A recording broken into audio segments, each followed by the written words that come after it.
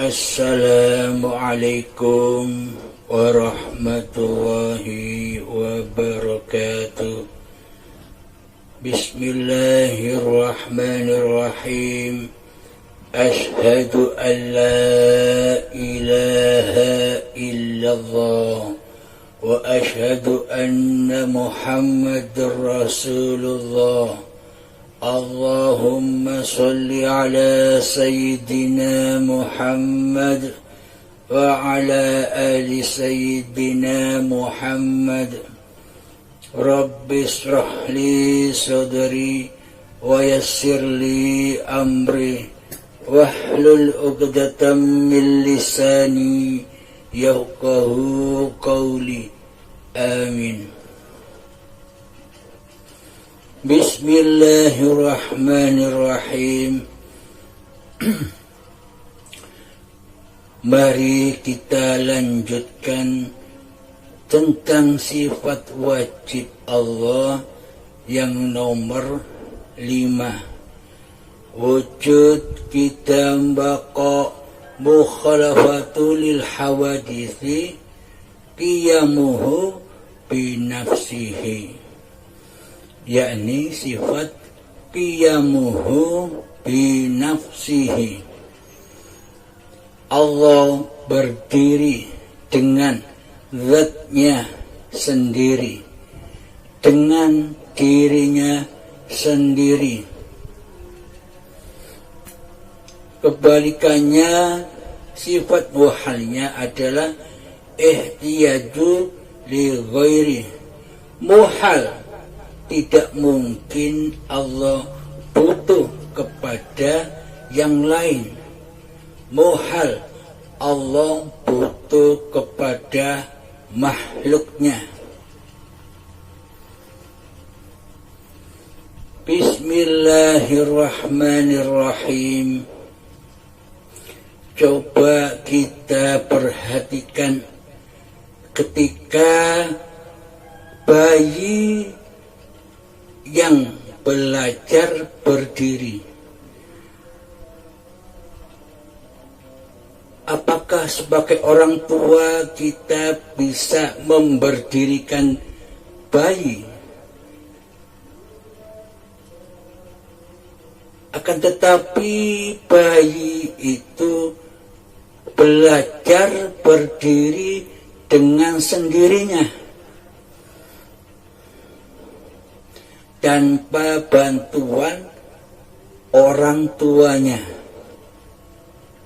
Tahu-tahu, oh si bayi ini, anakku sudah bisa berdiri. Demikian kata orang tua. Coba kita perhatikan juga ketika hayawan seperti kambing, seperti sapi, gajah, dan sebagainya. Ketika induknya melahirkan si bayi hayawan itu, setelah dilahirkan, bayi hayawan itu langsung berdiri sendiri.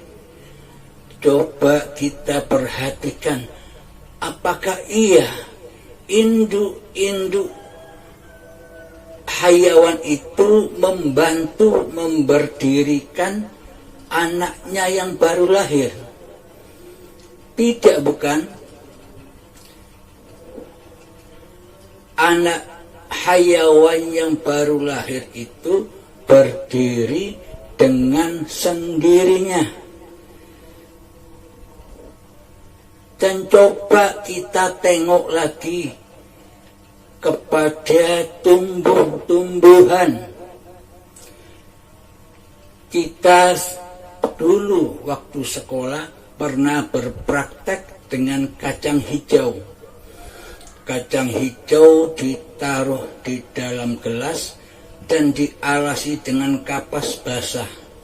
Setelah 1 hari, 2 hari, 3 hari, muncullah akar-akar dan pohon kacang hijau itu berdiri dengan sendirinya. berdiri dengan kokohnya. Apakah iya kita membantu memberdirikan tumbuh-tumbuhan yang kita tanam?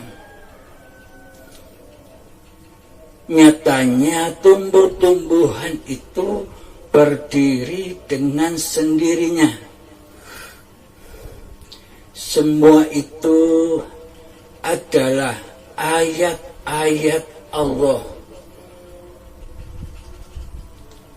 Qiyamuhu binafsihi. Allah berdiri pada zatnya sendiri. Bayi itu yang berdiri sendiri bukan Allah. Anak hayawan yang baru lahir terus berdiri sendiri itu bukan Allah. Dan tumbuh-tumbuhan yang baru berakar dan tumbuh berdiri sendiri pun bukan Allah. Jika kita memandang makhluk, maka pandangan-pandangan kita bakal tersesat.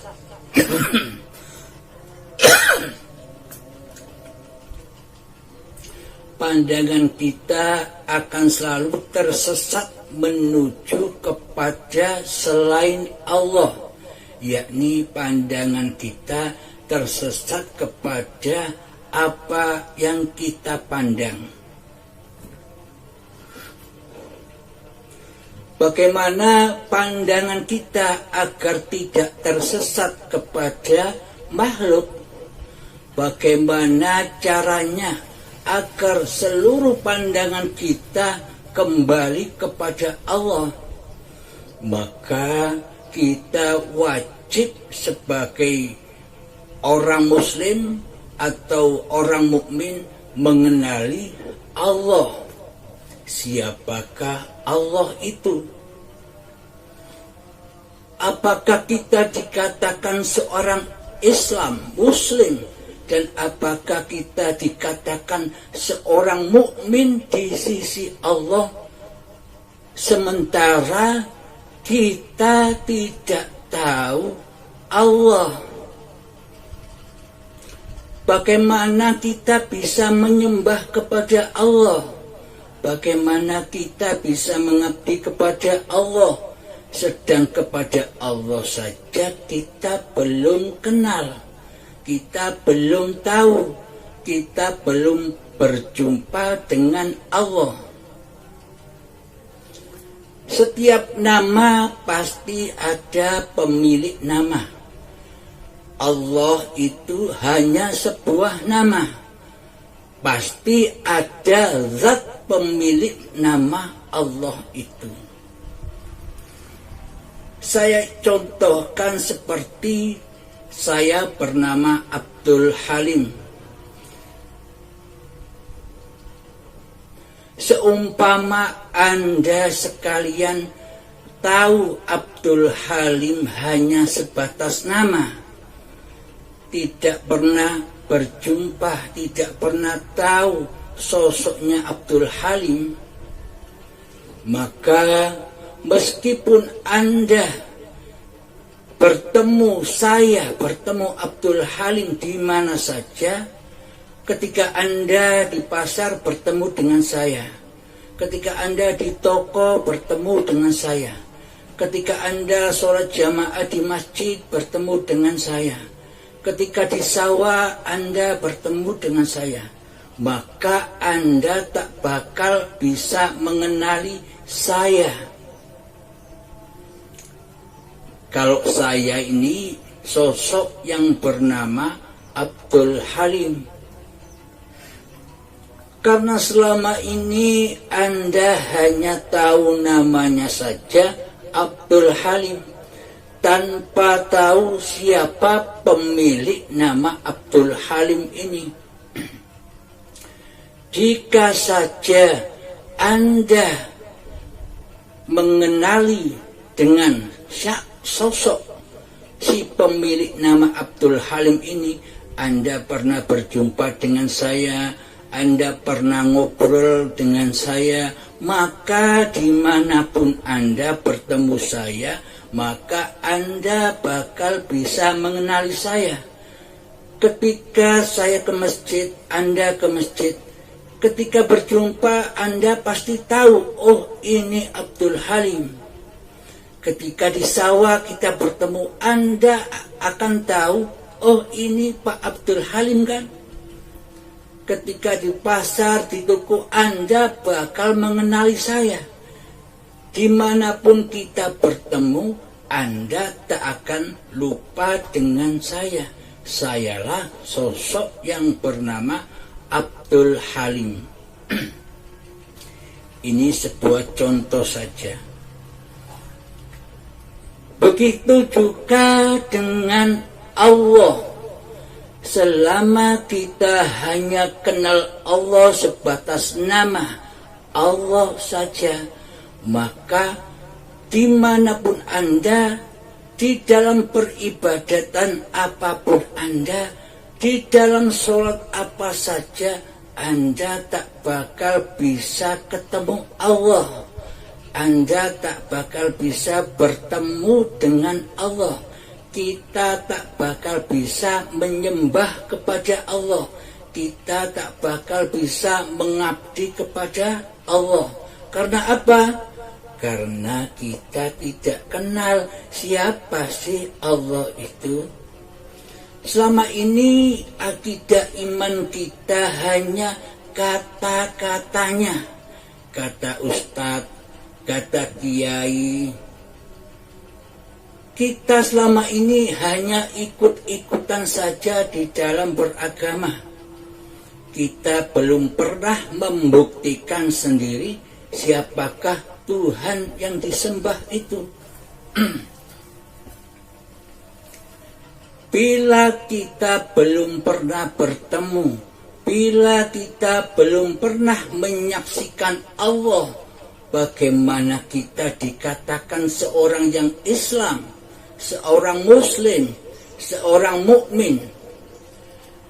Asyhadu an la ilaha illallah. Saya bersaksi bahwa tiada Tuhan selain Allah. Saya bersaksi. Kapan kita pernah menyaksikan Allah? Wa asyhadu anna Muhammadar Rasulullah. Dan saya bersaksi bahwa Muhammad adalah utusan Allah. Kapan kita pernah menyaksikan Muhammad yang diutus oleh Allah? Di dalam syahadat inilah pintu awalnya Islam.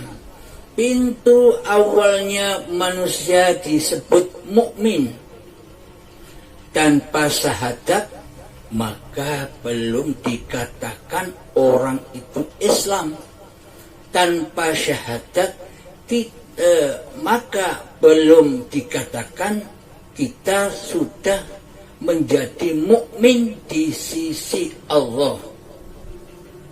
Karena selama ini kita tidak pernah menyaksikan Allah dan kita tidak pernah menyaksikan Muhammad Rasulullah.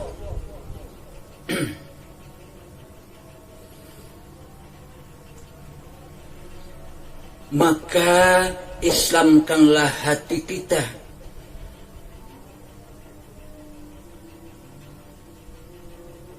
Ya ayyuhalladzina amanu, wahai orang-orang yang beriman, udkhulu fis-silmi kaffah, masuklah kalian ke dalam Islam. Masuklah kalian ke dalam keselamatan secara sempurna, secara keseluruhan. Inilah seruan Allah kepada orang-orang yang beriman. Orang yang beriman saja diperintah kembali oleh Allah, disuruh masuk Islam secara sempurna. Agar kenapa? Agar kita bisa berislam secara sempurna, Islam yang ridho dan diridhoi oleh Allah Subhanahu wa ta'ala. Untuk siapakah seruan ya ayyuhalladzina amanu, wahai orang-orang yang beriman?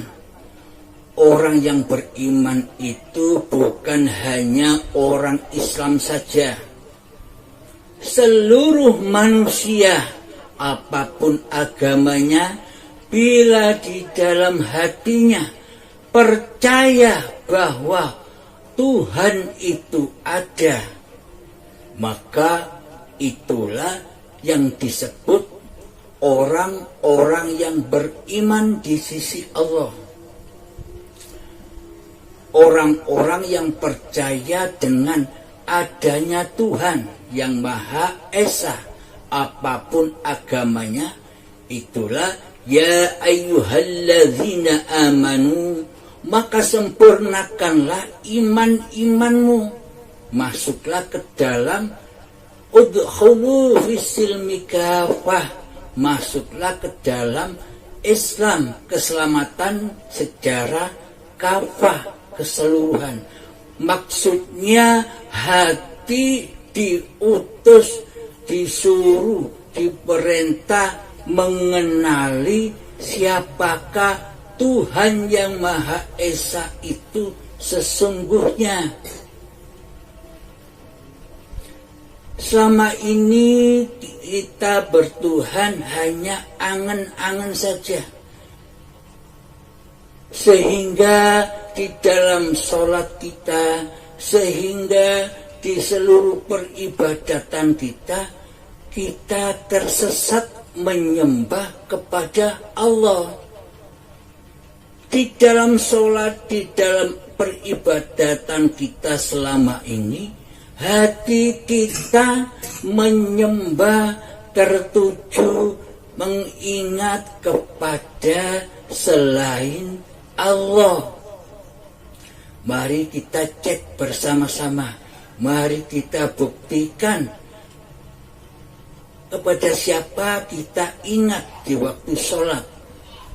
Allahu Akbar ketika takbiratul ihram berkumandang. Coba cek hati kita, siapakah yang maha besar selama ini? Allahkah atau diri kita? Allahkah ataukah hawa nafsu kita yang maha besar selama ini? Pasti selama ini yang kita maha besarkan di dalam sholat kita adalah hawa nafsu kita sendiri. Allahu Akbar. Diri kita merasa manusianya yang berkuasa untuk bertakbir.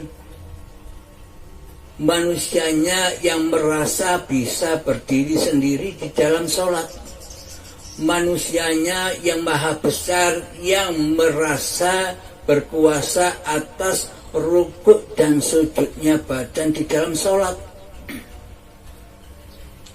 Bila hati kita memaha besarkan hawa nafsu kita di dalam sholat, tanda-tandanya maka ingatan-ingatan kita akan terkotori oleh dunia, oleh seluruh urusan-urusan dunia di dalam sholat kita, sehingga sholat ini tidak khusyuk, tidak bisa bertemu dengan Allah. Bagaimana mungkin kita bisa bertemu dengan Allah? Dengan Allah saja kita tidak kenal, tidak pernah berjumpa, tidak pernah menyaksikan Allah. Yang kita ingati, yang kita zikiri di dalam sholat kita hanyalah dunia. Maka apa yang kita ingat di dalam sholat, di dalam peribadatan, maka itulah sebagai berhala-berhala kita, sebagai Tuhan-Tuhan kita yang kita ingat di dalam sholat kita. Bukan Allah Tuhan kita, karena di dalam sholat kita tak pernah bisa mengingat Allah. Kita hanya mentok mengingat namanya saja, bukan siapa pemilik nama Allah.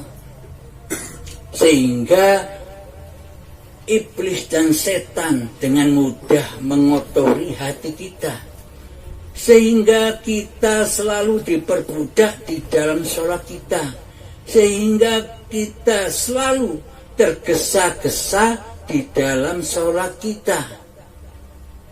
Iblis dan setan berkumandang di dalam hati kita, wahai fulan, ayo jangan lama-lama sholat. Di dalam sholat pun kamu tidak bertemu dengan Tuhanmu, akan tetapi kamu bertemu dengan aku sebagai sosok yang kau tuhankan. Ayo jangan lama-lama, cepat-cepatlah, rezeki dunia menunggumu. Seringkali demikian ketika kita sholat. Apa sebabnya? Karena kita belum bisa menikmati sholat itu sendiri. Bagaimana agar kita bisa menikmati sholat itu sendiri? Maka bersahadatlah dulu, maka masuklah Islam dulu di sisi Allah. Biarpun selama ini secara ragawi, secara fisik, secara badaniah kita sudah berislam di sisi manusia, maka islamkan juga hatimu. Ya ayyuhalladzina amanu udkhulu fis-silmi kafah. Maksudnya berislam itu jangan hanya secara fisik saja, secara badaniah saja, secara dohir saja, secara syariat saja. Maka masuklah Islam dengan hatimu juga, dengan batinmu. Maka jika Islam itu sudah ada di dalam hati kita, maka pasti kita sudah bisa menyaksikan Allah. Siapakah Allah itu? Bismillahirrahmanirrahim. Allahu la ilaha illal hayyul qayyum.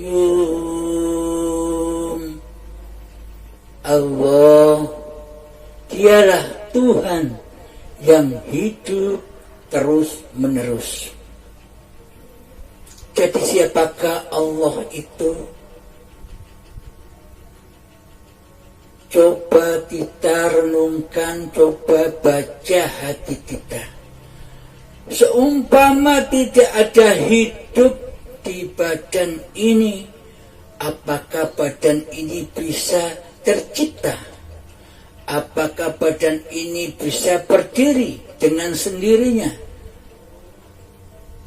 Bila tanpa Allah, bila tanpa hidup, apakah anak-anak hayawan yang baru lahir itu bisa berdiri sendiri tanpa adanya hidup? Tanpa Allah, tanpa hidup, apakah kacang hijau atau tumbuh-tumbuhan itu bisa berdiri dengan sendirinya? Jadi siapakah yang berdiri itu? Bila kita memandang makhluk, maka kita tak akan bisa bertemu dengan Allah. Caranya pandanglah hidup yang meliputi makhluk, maka kita akan bisa bertemu dengan qiyamuhu binafsihi.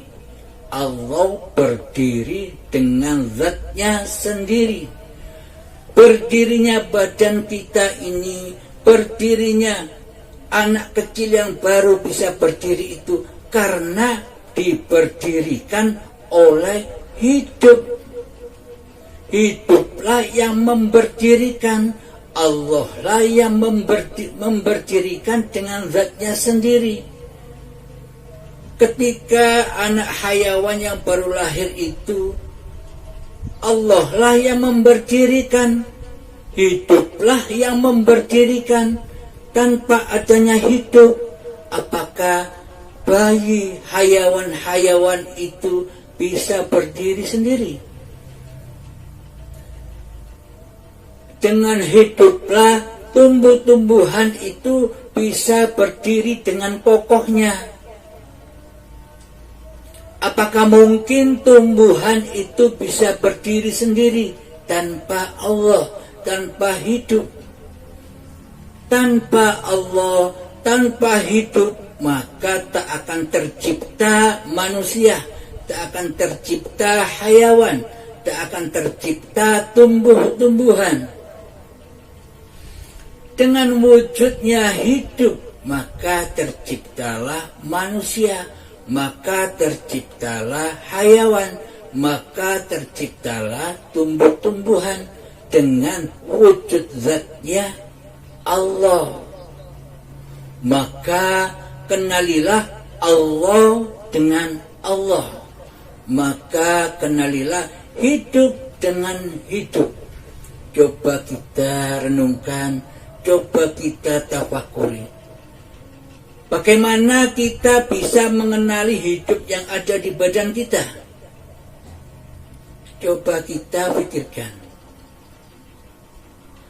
Bagaimana mungkin kita bisa mengenali hidup yang ada di badan kita tanpa adanya Allah, tanpa adanya hidup? Jadi yang kenal Allah itu zatnya sendiri. Jadi yang mengenali hidup itu ya hidup itu sendiri. Itulah makna la haula wa la quwwata illa billah. Itulah makna la ilaha illallah. Itulah makna innallaha ala kulli syai'in qadir. Jadi tak satu pun manusia, jadi tak satu pun makhluk yang bisa mencipta dirinya sendiri. Maka yang mencipta seluruh makhluk adalah hidup itu sendiri. Dengan hidupnya Allah, maka terciptalah badan-badan kita ini yang dihidupi oleh hidupnya Allah, sejak dari tanah sampai kepada tumbuh-tumbuhan, sampai kepada sayur mayur, buah-buahan dan padi, sampai kepada kedua orang tua kita, sampai kepada sperma dan sel telur, sampai kepada gumpalan darah, sampai kepada gumpalan daging, sampai kepada janin, dan sampai kepada terlahirnya bayi yang suci. Itulah hidupnya Allah, bukan hidupnya manusia. Hingga saat ini pun hidup ini Allah, bukan hidup manusia kita. Bila kita masih merasa hidup ini manusia kita, bila kita mengimani, meyakini bahwa hidup dan badan ini manusia kita, coba buktikan. Apakah kita masih ingat ketika kita masih jadi tanah? Coba kita buktikan, apakah kita masih ingat ketika cikal bakal badan dan hidup ini masih ada di tumbuh-tumbuhan? Coba buktikan, apakah kita masih ingat dan menyaksikan ketika hidup dan badan ini ada di buah-buahan, sayuran dan padi? Kita kan tidak ingat.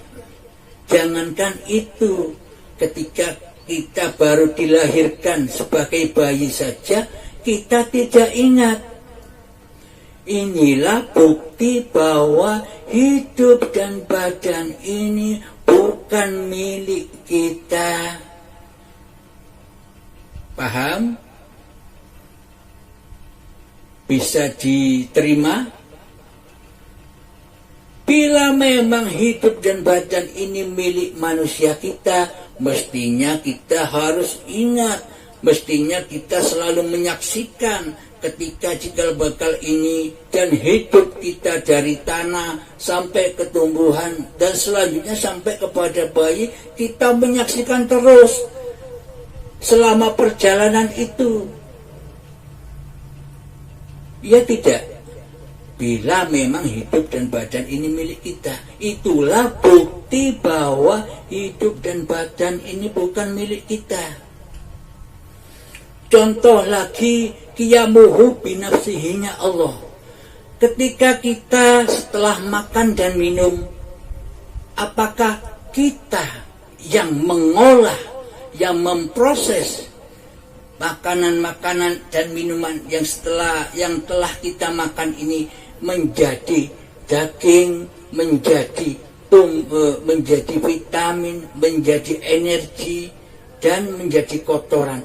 Apakah tangan kita dimasukkan ke dalam badan kita untuk mengolah-ngolah itu, makanan itu? Kan tidak.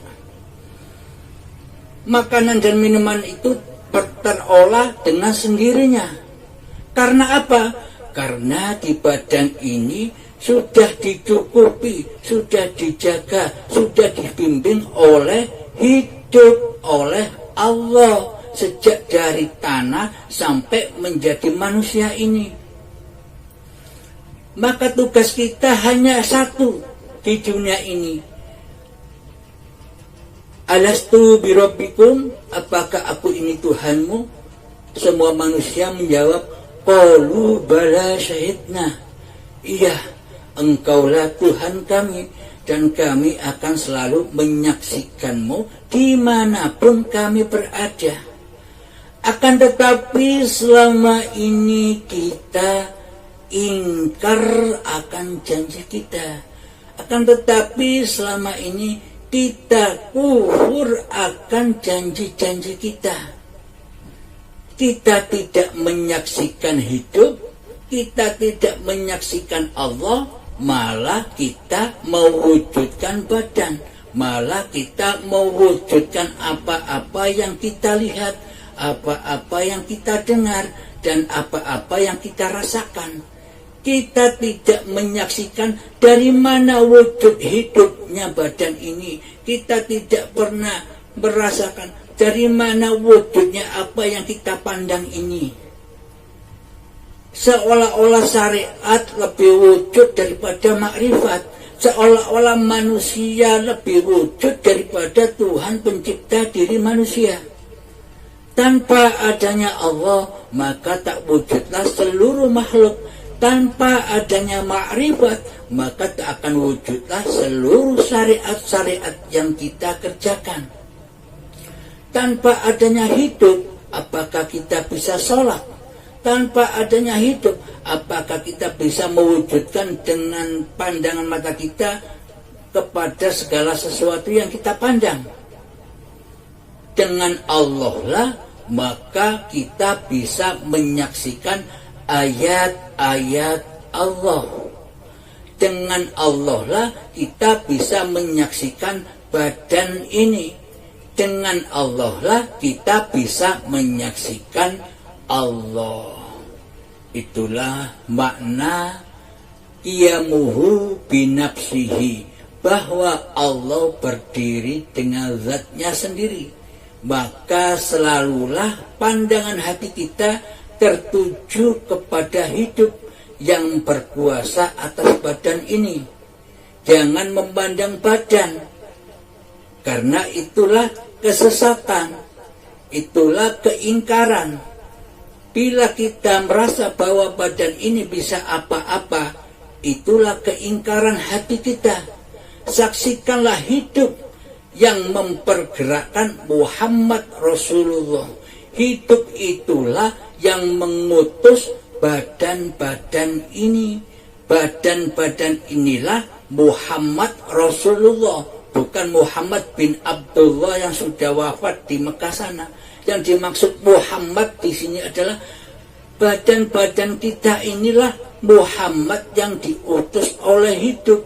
Tanpa Allah, maka Muhammad atau badan-badan ini tak bisa apa-apa. Dengan Allah maka terciptalah pergerakan-pergerakan badan ini. Badan diutus makan, badan diutus sholat, badan diutus mandi, badan diutus kerja oleh hidup yang menguasai badan. Akan tetapi kita jangan memandang badannya, pandanglah hidup sebagai Allah yang berkuasa atas badan ini. Itulah makna syahadat. Asyhadu an la ilaha illallah wa asyhadu anna Muhammad Rasulullah. Kita selalu menyaksikan hidup yang mempergerakkan badan-badan kita ini. Itulah syahadat. Itulah pintu Islam di sisi Allah. Itulah Islam yang diridhoi di sisi Allah. Bukan Islam fisik yang diridhoi oleh Allah. Islam secara hati inilah yang diridhoi oleh Allah. Siapa saja orangnya yang kenal dengan Allah secara yang demikian ini, itulah yang disebut Islam di sisi Allah, bukan di sisi manusia. Demikian para sahabatku, semoga Allah selalu membimbing hati kita semua. Semoga Allah selalu melindungi hati kita semua dari hal-hal yang selain Allah. Assalamualaikum warahmatullahi wabarakatuh.